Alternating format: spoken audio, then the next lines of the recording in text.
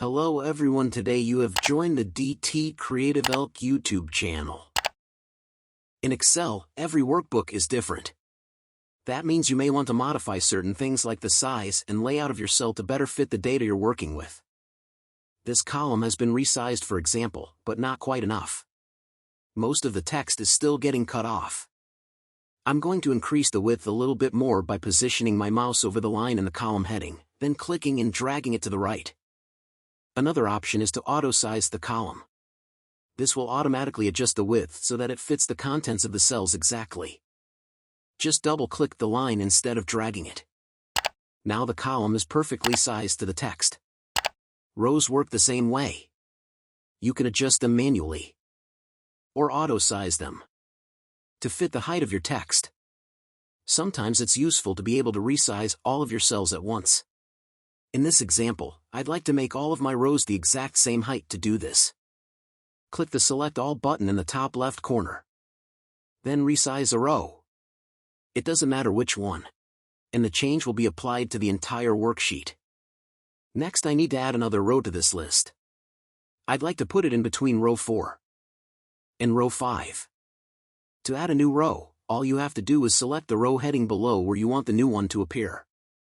Then click the Insert command.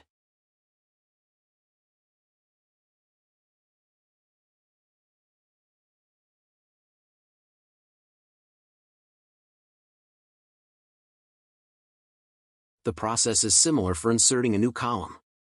Just select the column heading to the right of where you want the new one to go. Click the Insert command, and a column will appear to the left. Deleting columns and rows is just as easy. First, select the column or row you want to delete. Then click the Delete command. The column or row will be deleted, causing the other cells to move and fill in the gap automatically. Just remember that there is a difference between clearing and deleting. Deleting cells removes them from your worksheet. Clearing just removes the contents. You can also move a column or row to a different location. In this example, we'll move a column. All you have to do is select the one you want. Then click the Cut command. Next, select the column to the right of where you want the column to be moved. Click the Insert drop-down menu on the ribbon. Then choose Insert Cut Cells. Another useful technique for rearranging data is the ability to hide certain columns or rows.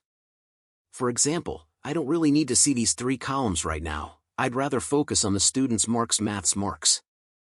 If we right-click, then choose Hide from the menu, the columns temporarily disappear. To unhide them, select the columns on either side of the ones that are hidden. Then right-click again, and choose Unhide. Let's fast forward to the finished worksheet. Next, I'd like to take a look at wrapping text, which is one way of naming cells that contain more text than they can actually display. For example, I'd like to resize my column of name to about half its current size, but still be able to see the contents. We can do this using the Wrap Text command on the ribbon. As you can see, this displays the text on multiple lines. To do this, select the cells you want to merge. Then click the Merge and Center command. To do this, select the cells you want to merge. Then click the Merge and Center command. There, that's perfect. To access more merge options, open the drop-down menu here. You can merge across, creating merged rows instead of a single large cell. If you have multiple cells selected, you can also merge without centering, or split your cells up again. There is a downside to using the Merge command though. If you want to merge multiple cells, each containing data, Merge will only keep the contents of the upper left cell and discard everything else. The best way to learn about merging cells, wrapping text and working with columns and rows is to practice, so the next time you're using Excel, look for ways that you should be careful when using this feature. Thank you for watching my video. Please subscribe my channel and share it with everyone.